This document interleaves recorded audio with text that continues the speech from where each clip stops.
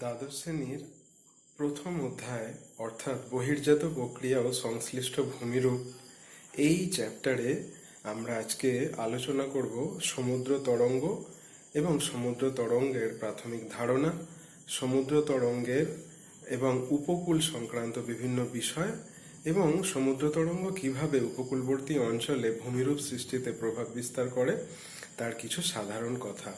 আজকের ক্লাসটা সমুদ্র তরঙ্গের উপর সম্পূর্ণভাবে প্রাথমিক ক্লাস এবং উপকূলবর্তী অঞ্চলে বহির্জাত প্রক্রিয়া হিসাবে কিভাবে সমুদ্র তরঙ্গ ভূমিরূপের পরিবর্তন করে, বিবর্তন ঘটায়, সেই বিষয়ে আজকে আমরা একটা ধারণা তৈরি করে নেব। তো চলো সরাসরি আমরা চলে যাই আমাদের চিত্রে বা টিভি স্ক্রিনের দিকে। চিত্রে তোমরা একটি ছবি দেখতে পাচ্ছ। এই ছবিতে সমুদ্র তরঙ্গ কিভাবে সৃষ্টি হচ্ছে সেটার একটা আভাস তোমরা পাবে। দেখে বুঝতে পারছো যে এইগুলো হচ্ছে সমুদ্রের তরঙ্গ। উপকূলবর্তী অঞ্চলে দীঘা বা পুরীতে আমরা গিয়ে যদি সমুদ্রের দিকে মুখ করে দাঁড়াই, এরকম ঢেউ আমরা দেখে থাকি। তা এই ঢেউগুলো কিভাবে সৃষ্টি হয় সেটা একটুখানি দেখি। দেখো, সমুদ্রের ওপর এটা বায়ুমণ্ডল, অর্থাৎ এখান দিয়ে বাতাস প্রবাহিত হচ্ছে। এবার ধরে নাও এখানে কোনো ঢেউ তৈরি হয়নি। তো এই শান্ত সমুদ্রের ওপর যখন বাতাস বিভিন্ন দিক থেকে বয়ে এসে জলে আঘাত করে, তখন সেই বাতাসের চাপেতে সেখানের জল বসে যায় বা ঢুকে যায়। আবার যেই বাতাসটা আঘাত করে অন্য জায়গায় সরে যায়, তখন বাতাস যে চাপটা দিয়েছিল সেই চাপটা আর থাকে না, তখন জল আবার উপরের দিকে ওঠে। এইরকমভাবে একটা শান্ত সমুদ্রে তরঙ্গের সৃষ্টি হয়। যদিও সমুদ্র শান্ত থাকে না, আমি ধরে নিলাম একটা জায়গা থেকে তোমাকে শুরু করতে হবে। তো এরকমভাবে সমুদ্রে যে তরঙ্গ সৃষ্টি হয়, সেই তরঙ্গগুলো অনবরত কোনো একটা নির্দিষ্ট স্থানে উলম্বভাবে শুধুমাত্র ওঠানামা করতে থাকে। এই প্রসঙ্গে বলে রাখি যে সমুদ্র স্রোত আর সমুদ্র তরঙ্গ কিন্তু এক বিষয় নয়। সমুদ্র স্রোত হচ্ছে সমুদ্র জলের একটা নির্দিষ্ট অভিমুখে সঞ্চালন, কিন্তু তরঙ্গ একটা জায়গা স্থির থেকে শুধুমাত্র উলম্বভাবে ওঠানামা করতে থাকে। যখন জোরে বাতাস দেয় তখন দেখা যাবে যে আরো বড় তরঙ্গ সৃষ্টি হয়েছে এবং তার যে খাদগুলো, নিচের অংশগুলো, সেগুলো আরো নিচে নেমে গেছে।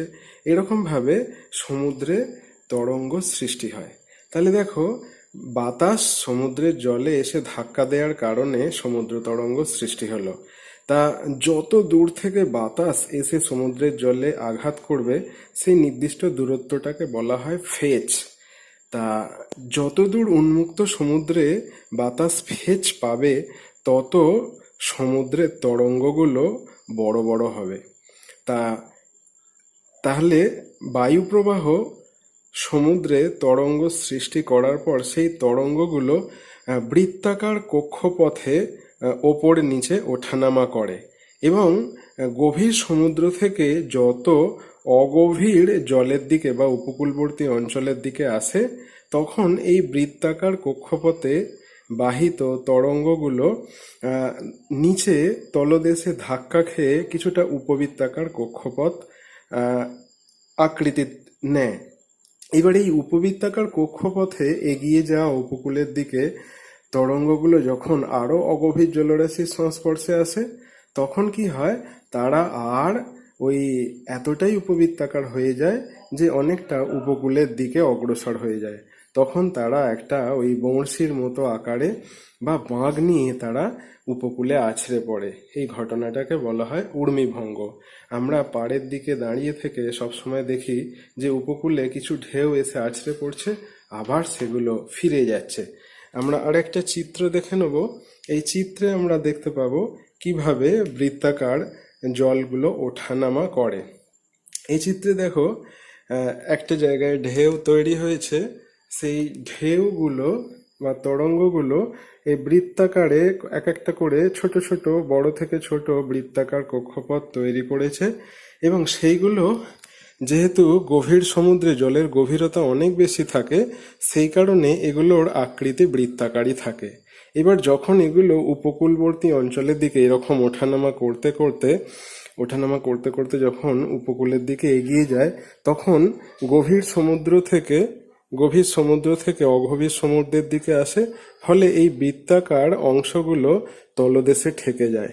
এবার ধরো কেউ ছুটন্ত অবস্থায় যদি তার পায়ে কিছু জড়িয়ে যায়, সে যেরকম সামনের দিকে হুমড়ি খেয়ে পড়বে, সেরকম এই বৃত্তাকার কক্ষপথে অগ্রসরমান তরঙ্গগুলো উপবৃত্তাকার আকৃতি ধারণ করে, আগের চিত্রে যেটা দেখলে, এবং সেই উপবৃত্তাকার আকৃতির তরঙ্গগুলো উপকূলে গিয়ে ঊর্মিভঙ্গ আকারে আছড়ে পড়ে। এইরকমভাবে দিনে কতবার যে এই রকম ঘটনা ঘটে তার ইয়ত্তা নেই। এইরকমভাবে বারবার আমরা দেখতে থাকি যে সমুদ্র তরঙ্গ উপকূলবর্তী অঞ্চলে আছড়ে পড়ছে। হ্যাঁ, এই আছড়ে পড়াটা একটা চিত্রের মাধ্যমে একটুখানি দেখে নিই। তা এরকম বড়শির মতো আকারে সাধারণত এই তরঙ্গগুলো যখন অগভীর সমুদ্রে চলে আসে, তখন বড়শির মতো আকারে একটা সময় ভেঙে পড়ে। তা এই যে সমুদ্রের দিক থেকে তরঙ্গগুলো উপকূলের দিকে আছড়ে পড়ছে, একে বলা হয় সোয়াস, অর্থাৎ এই দিক থেকে এই দিকে আসছে। আবার দেখো, উপকূলের ঢাল যেহেতু আরো উঁচু বা এখান থেকে স্থলভাগ শুরু হয়ে যাচ্ছে, তাহলে যে পরিমাণ জলরাশি এখানে এসে উপস্থিত হলো, ভূমির ঢাল অনুসরণ করে আবার তারা পিছনের দিকে বা সমুদ্রের দিকে ফিরে যাবে, একে বলা হয় ব্যাকওয়াশ। আমি আর একটা ছবিতে দেখে নেব সোয়াস এবং ব্যাকওয়াশের ঘটনাটা আরেকটুখানি আমরা দেখে নিই। এখানে দেখো, সমুদ্রের দিক থেকে জল উপকূলবর্তী অঞ্চলে আসছে, এটাকে বলা হয় সোয়াস। আবার দেখো, ভূমির ঢাল অনুসরণ করে সেই জল পুনরায় সমুদ্রের দিকে ফিরে যাচ্ছে, একে বলা হয় ব্যাকওয়াশ। তাহলে এই সোয়াস এবং ব্যাকওয়াশ সারা দিন কিন্তু ঘটেই চলেছে। তা এই সোয়াস যখন আসে, তাহলে সমুদ্রের জলরাশি উপকূলবর্তী অঞ্চলে এলো, এবং এই জলের সঙ্গে বালি, পলি, নুড়ি ইত্যাদি উপকূল ভাগে কিন্তু ঘষতে ঘষতে বা ঘর্ষণ করতে করতে এলো। তাহলে উপকূল ভাগ কিছুটা ক্ষয়প্রাপ্ত হলো। আবার দেখো, যখন ব্যাকওয়াশ হচ্ছে, সমুদ্র তরঙ্গ যে সমস্ত পদার্থগুলোকে বয়ে নিয়ে এসেছিল, সেই পদার্থগুলো কিন্তু আবার ব্যাকওয়াশে সমুদ্রের দিকে ফিরে যাচ্ছে। তাহলে দেখো, সোয়াসের মাধ্যমে পদার্থ কিছু উপকূলবর্তী অঞ্চলে আনিত হয়, এবং ব্যাকওয়াশের মাধ্যমে সেই পদার্থগুলো পুনরায় সমুদ্রের দিকে ফিরে যায়। এবার এই সোয়াস এবং ব্যাকওয়াশের পরিমাণ কেমন হবে, কার শক্তি বেশি হবে, তার ওপর ডিপেন্ড করবে যে উপকূলভাগ গঠিত হবে কি উপকূলভাগ গঠিত হবে না। যেমন দেখো, এই চিত্রে আমরা দেখতে পাবো যে উপকূলবর্তী অঞ্চলে আগে তরঙ্গগুলো একটা নির্দিষ্ট অবয়ব ছিল, এবার আস্তে আস্তে এই তরঙ্গগুলো ক্রমশ ভেঙে পড়ছে, বা তরঙ্গ শীর্ষ সেটা ভেঙে পড়ছে। তাহলে বিপুল পরিমাণ জলরাশি ফেনার মতো আকারে উপকূলবর্তী অঞ্চলে সোয়াস আকারে ভেঙে পড়ছে। এই যে তরঙ্গগুলোর আকৃতিটা ভেঙে যায়, সেই ভেঙে যাওয়াটাকে বলা হয় প্লাঞ্জ, মানে উপকূলে যেন ভেঙে গিয়ে তারা আছড়ে পড়ল। তো এইরকমভাবে উপকূলবর্তী অঞ্চলে সোয়াস এবং ব্যাকওয়াশ এবং তরঙ্গের ঊর্মিভঙ্গ বা প্লাঞ্জ ঘটে, এবং সেই প্লাঞ্জের জল উপকূলে ঘষতে ঘষতে বা ঘর্ষণ করতে করতে সমুদ্রের দিকে ফিরে যায়। এর ফলে উপকূলভাগ ক্ষয়প্রাপ্ত হয়। বেশ, আমরা ক্ষয়প্রাপ্ত ভূমিরূপগুলো পরে আলোচনা করব। এবার আমরা তরঙ্গের কতগুলো বিশেষ বৈশিষ্ট্য দেখে নিই। এই চিত্রে তোমরা দেখতে পাচ্ছ যে একটা তরঙ্গ সৃষ্টি হয়েছে, তরঙ্গর কতগুলো প্রপার্টিস রয়েছে। এই প্রপার্টিসটা কি, বৈশিষ্ট্য কি? দেখো, তরঙ্গ উত্তল এবং অবতল আকারে সমুদ্রে দেখা যায়। তা উত্তল অংশের যে সর্বোচ্চ বিন্দু, সেই বিন্দুটাকে বলা হয় তরঙ্গ শীর্ষ, আর অবতল অংশের যে সর্বনিম্ন অংশ, তাকে বলা হয় তরঙ্গের দ্রোণী। ইংরেজিতে একে বলা হয় ওয়েভ ক্রেস্ট, আর এটা হচ্ছে টাফ। তাহলে দেখো এটা তরঙ্গ শীর্ষ হলে আবার পরবর্তী এখানেও একটা তরঙ্গ শীর্ষ দেখা যাবে, তাহলে এটাও শীর্ষ এটাও শীর্ষ। আবার যদি এটা তরঙ্গের দ্রোণী বা খাত হয় তাহলে এখানেও একটা তরঙ্গের দ্রোণী বা খাত থাকবে। তাহলে এখানে আমরা দুটো জিনিস পেলাম, এটা হচ্ছে তরঙ্গ শীর্ষ, এটা হচ্ছে তরঙ্গ দ্রোণী বা তরঙ্গ খাত, এটা আবার শীর্ষ এটা আবার খাত। এবার দেখো দুই শীর্ষের মধ্যবর্তী যে রৈখিক অনুভূমিক দূরত্ব, এই দূরত্বটাকে বলা হয় তরঙ্গ দৈর্ঘ্য। এখানে তোমরা দেখতে পাচ্ছ নিচে এই দৈর্ঘ্যটাকে দেখানো হয়েছে যে এইখান থেকে এইখান পর্যন্ত এটা হচ্ছে তরঙ্গ দৈর্ঘ্য। অর্থাৎ দুটো তরঙ্গ শীর্ষের মধ্যবর্তী অনুভূমিক দৈর্ঘ্য অথবা দুটো খাতের মধ্যবর্তী, এটা একটা খাত এটা একটা খাত, এই দুই খাতের মধ্যবর্তী যে অনুভূমিক দূরত্ব সেটাকে বলা হয় তরঙ্গ দৈর্ঘ্য। বেশ, এবার আসি তরঙ্গের উচ্চতায়। কোনো একটা তরঙ্গের শীর্ষ এবং খাতের মধ্যবর্তী যে উলম্ব ব্যবধান, সেই উলম্ব ব্যবধানকে বলা হয় তরঙ্গের উচ্চতা। দেখো তরঙ্গটা এই পর্যন্ত উঠেছে এবং এই বরাবর তার দ্রোণী বা খাত, তাহলে তরঙ্গের উচ্চতা হচ্ছে এতটা। এবার দেখো তরঙ্গ তো সবসময় একই রকম থাকে না। ধরো ঝড়ের সময় এত বড় একটা তরঙ্গ তৈরি হয়েছে, তাহলে তখন তরঙ্গের শীর্ষ এখানে থাকবে এবং তরঙ্গের খাতটা নিশ্চয়ই আরো নিচে নামবে। তখন কি হবে, এই অনুভূমিক দূরত্বটা আরো বেড়ে যাবে। একে আমরা ঝড়ের সময় দেখতে পাই বা কোনো ঝটিকা তরঙ্গ আসলে দেখতে পাই, এদেরকে মহাতরঙ্গ বা রোলার বলা হয়। তো যাই হোক, তাহলে দেখো তরঙ্গের উচ্চতার তারতম্য ঘটে। গভীর সমুদ্রে যখন তরঙ্গ থাকে তখন কিন্তু এই তরঙ্গ দৈর্ঘ্যগুলো বিশাল বিশাল থাকে বা তরঙ্গ দৈর্ঘ্য কয়েক কিলোমিটার কয়েকশো কিলোমিটার পর্যন্ত হতে থাকে। কিন্তু যখনই তরঙ্গ উপকূলবর্তী অঞ্চলের দিকে আসে তখন এই তরঙ্গের তলদেশগুলো, যেহেতু তলদেশের সঙ্গে ঘর্ষণ হয়, সেই কারণে তরঙ্গগুলো ক্রমশ উচ্চতায় বাড়ে। তাহলে তখন কি হয়ে যায়, তরঙ্গ দৈর্ঘ্যটা কমে গিয়ে তরঙ্গের উচ্চতা বৃদ্ধি পায়। ধরে নাও এটা যদি একটা স্প্রিং হয়, তাহলে আমি যদি দুদিক থেকে এই স্প্রিংটাকে চাপ দিই তাহলে স্প্রিংটা আর একটুখানি উপরে উঠে যাবে এবং এখানটা আর একটু নামবে এবং এখানটা আবার উঠবে। তাহলে দেখো তখন কি হবে, তরঙ্গের শীর্ষ এখানে আসবে, এখানে খাত আসবে, এখানে আবার শীর্ষ আসবে। তাহলে দুই শীর্ষটার অবস্থান হবে এই জায়গায়, দুই শীর্ষের অবস্থান হবে এই জায়গায়। অর্থাৎ তখন তরঙ্গ দৈর্ঘ্য হয়ে যাবে এইটুকু, কিন্তু তরঙ্গের উচ্চতা যেমন ছিল তার থেকে তরঙ্গের উচ্চতা তখন কিন্তু বেড়ে যাবে। তাহলে একটা জিনিস আমরা এখান থেকে বুঝতে পারলাম যে যদি তরঙ্গের উচ্চতা বাড়ে তাহলে নিশ্চয়ই তরঙ্গ দৈর্ঘ্য কমে গিয়ে সেই ঘটনাটা ঘটবে। গভীর সমুদ্রে যখন তরঙ্গ থাকে তরঙ্গ দৈর্ঘ্য খুব বেশি থাকে, সেই কারণে এই তরঙ্গের শীর্ষগুলো খুব একটা উঁচু উঁচু হয় না।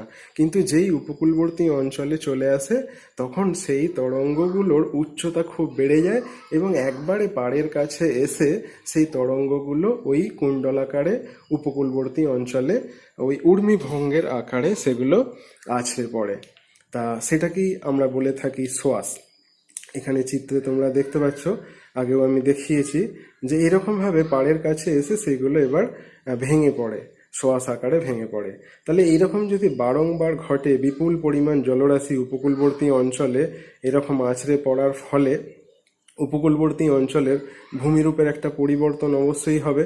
তো এখানে দেখো এটা উপকূল অঞ্চল, এটা বিচ, তা এইখানে সমুদ্র তরঙ্গ বারবার সেই ঘটনা ঘটাচ্ছে, সোয়াশ এবং ব্যাকওয়াশ ঘটাচ্ছে, ফলে এই উপকূলবর্তী অঞ্চলের ভূমিরূপের পরিবর্তন ঘটবে। বেশ, এইবার আমরা একটা অন্য বিষয় দেখব, সেই উপকূলের কিছু সংজ্ঞা আমরা এই ভিডিওতে দেখব। এই চিত্রে লক্ষ্য করো, সমুদ্র তরঙ্গ প্রবাহিত হচ্ছে, এটা স্থলভাগের অংশ। তা এখানে কতগুলো ইম্পর্টেন্ট টার্ম রয়েছে। প্রথমেই আসি উপকূল বা কোস্ট। জলভাগ এবং স্থলভাগের সংযোগকারী অঞ্চলটাই হচ্ছে উপকূল ভাগ। তা সাধারণভাবে উপকূল ভাগ এরকম বোঝালেও প্রকৃতপক্ষে এটা যদি সমুদ্র তরঙ্গ হয়, এটা সাধারণ সময়ে তরঙ্গ থাকে। আমি ধরে নিলাম যখন ঝড় আসে তরঙ্গ এইখানে গিয়ে এই খাড়া পাড়ে গিয়ে পৌঁছায়, তা এইটাকে বলা হয় ঝটিকা তরঙ্গের সর্বোচ্চ সীমা। তা এই খাড়া পাড়টাই হচ্ছে ভৃগু এবং ঝটিকা তরঙ্গ এইখান পর্যন্ত ম্যাক্সিমাম আসতে পারে। তাহলে এই ঝটিকা তরঙ্গের সর্বোচ্চ সীমা থেকে স্থলভাগের দিকের অংশটাকে বলা হয় উপকূল। যেহেতু এটা সমতল ভূমি থাকে, সেই কারণে এটা উপকূলীয় সমভূমি চিত্রে দেখাচ্ছে। তবে এটা পাহাড়ি অঞ্চলও হতে পারে বা আরও উঁচু স্থানও হতে পারে। তাহলে ঝটিকা তরঙ্গ ভৃগুর তলদেশে বা পাদদেশে গিয়ে ধাক্কা দিচ্ছে। এটা একটা খাড়া পাড় এবং এই পাড়ের পর একটা সমতল ভূমি বা উপকূলীয় অংশ দেখা যাচ্ছে। তাহলে আমরা এইটা যদি উপকূল হয়, তাহলে এই উপকূলের সামনের অংশটাকে বলা হয় তটভূমি। এবার এই তটভূমির মধ্যে সৈকত তৈরি হয়। সমুদ্রের জল সোয়াশ ব্যাকওয়াশের মাধ্যমে যে সমস্ত পদার্থগুলো নিয়ে আসে বা ঝটিকা তরঙ্গের সময় সর্বোচ্চ যে স্থানে পৌঁছায়, তার মধ্যবর্তী স্থানে বালি পলি বা সূক্ষ্ম অন্যান্য পদার্থ জমা হয়ে যে অঞ্চল তৈরি হয় তাকে বলা হয় বিচ। এবার দেখো, তাহলে এই অংশটা যদি তটভূমি হয়, তাহলে এই তটভূমিটা কিন্তু এইখান থেকে শুরু করে সমুদ্রের দিক পর্যন্ত বিস্তৃত এবং এই তটভূমিটাকে তিনটে ভাগে ভাগ করা হয়।